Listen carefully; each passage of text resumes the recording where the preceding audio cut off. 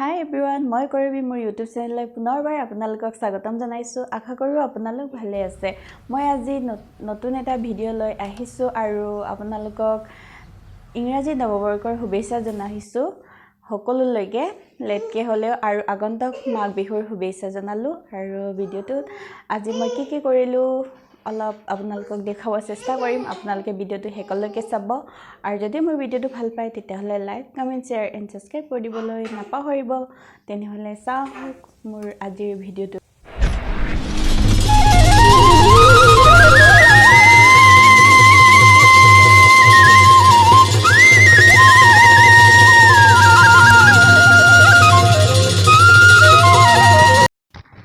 এয়া গাহৰি মাংস বইল কৰিছো, ধুনীয়াকৈ সিজি গৈছে।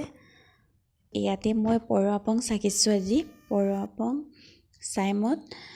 আৰু ইয়াত চাকনি নাছিলে, মই ডাঙৰ পানী বটল এনেকৈ কাটি লৈছো আৰু ইয়াতে মই আপংখিনি এনেকৈ দিছো চাইমত কিনি ইয়াত এনেকৈ দিছো আৰু ধুনীয়াকৈ ইয়াত পানী ঢালিলে আৰু ধুনীয়া কালাৰটো আহিছে। মাটিমাহ হয়, এইটো গুৰি নকৰাকে মই এইবাৰ কুকাৰত বনাম। গুৰি নকৰাকে এনেকৈ 2-3 ঘণ্টাৰ কাৰণে তিয়াই থৈছিলো আৰু মাংস মই লৈছো সিজাই থোৱা মাংসখিনিত ইয়াতে নিমখ হালধি সানি লৈছো আৰু টাৱাত এইটো পুৰিম।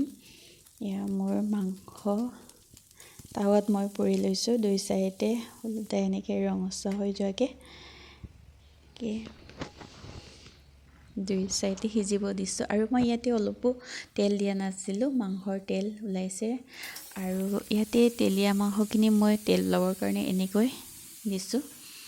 এয়া মাংসৰ তেল ওলাই আছে আৰু মই অলপ ওলাবৰ কাৰণে এনেকৈ চামুচেৰে লৰাই দিছো। ইয়াতে মই একো দিয়া নাই, অকল মাংসখিনি লৰাই এনেকৈ তেলখিনি ওলাই ললো আৰু এইখিনি মাংসৰ তেলখিনিতে পাঁচফোৰণ আৰু পিঁয়াজ দি দিছো আৰু সেইটো মই ভাজি ল'ম আৰু ইয়াতে লগতে দি দিম আদা, নহৰু আৰু জলকীয়াৰ পেষ্টখিনি দি দিছো। মাংসৰ তেলখিনিতে মই এইখিনি ভাজি ললো আৰু এতিয়া মই মাংসটো লগতে দি দিম আৰু মাংসটো এনেকৈ লৰাই অলপ ভাজি ল'ম মছলাখিনিৰ লগত মিক্স হৈ যোৱাকে। মই এক্সট্ৰা মছলা একো দিয়া নাই, অকল পাঁচফোৰণটো দিছো আৰু নিমখ হালধি, এয়া ৰেড চিলি পাউডাৰ দিছো অলপমান কালাৰটোৰ কাৰণে আৰু হালধি দিছো। এয়া মাংসখিনি অলপ লৰাই অলপ এনেকৈ ভাজি ল'ম আৰু মাংসখিনি হৈ গৈছে আৰু ইয়াতে দি দিছো মই বিলাহী, কাটি থোৱা বিলাহী 2-3টামান হ'ব আৰু এনেকৈ ধুনীয়াকৈ মিহলাই ল'ম আৰু এতিয়া ঢাকোন মাৰি থৈ দিম বিলাহীখিনি সিজিবলৈ। আৰু এয়া বিলাহীখিনিও সিজি আহিছে আৰু এনেকৈ অলপ লৰাই দিছো আৰু অলপমান সিজিবলৈ আছে, মই হেতাৰে এনেকৈ ঘূৰি কৰি দিছো।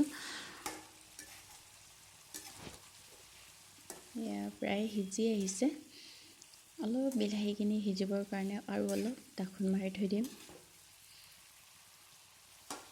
তেলীয়া মাংস তেল নিদিয়াকৈ ইমান তেল ওলাইছে আৰু তেল নিদিয়াকৈ এনেকৈ আপোনালোকে বনাই চাবচোন।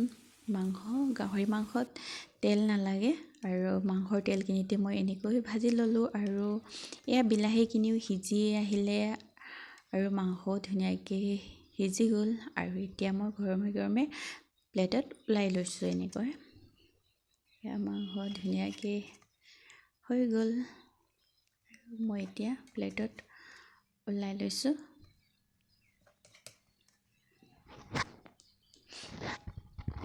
আৰু এয়া মাংসখিনিত মই কাটি থোৱা ধনিয়াখিনি দি দিলো।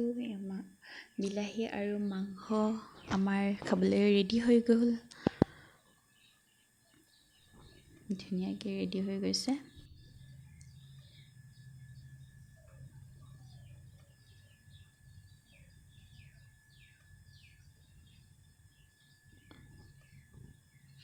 আৰু ইয়াতে মই এতিয়া লৈছো আপংখিনিও হৈ গৈছে চাইমতখিনি আৰু ঠাণ্ডা দিন কাৰণে মই অলপ গৰম কৰি লৈছিলো। এনেকৈ ঠাণ্ডা দিনত অলপ গৰম কৰি খালে চৰ্দি নহয়, নহ'লে আপংটো ঠাণ্ডা দিনত খালে বহুত চৰ্দি হয়।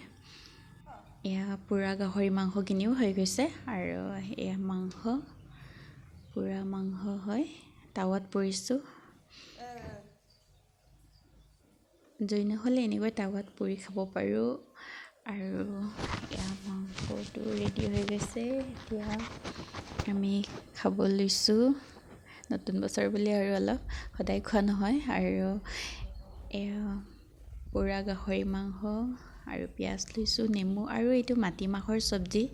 এয়া মই মাটিমাহখিনি গুৰি নকৰাকৈ কুকাৰত চিটি মাৰিব দিছিলোঁ আৰু এয়া ধুনীয়াকৈ হৈ গৈছে আমাৰ মাটিমাহৰ চব্জি আৰু পোৰা গাহৰি। এয়া পোৰা গাহৰি মাংস, টাৱাত পোৰা গাহৰি মাংস। আৰু ভিডিঅ'টো আজিলৈ ইমানেই। আজিলৈ আহোঁ, বাই।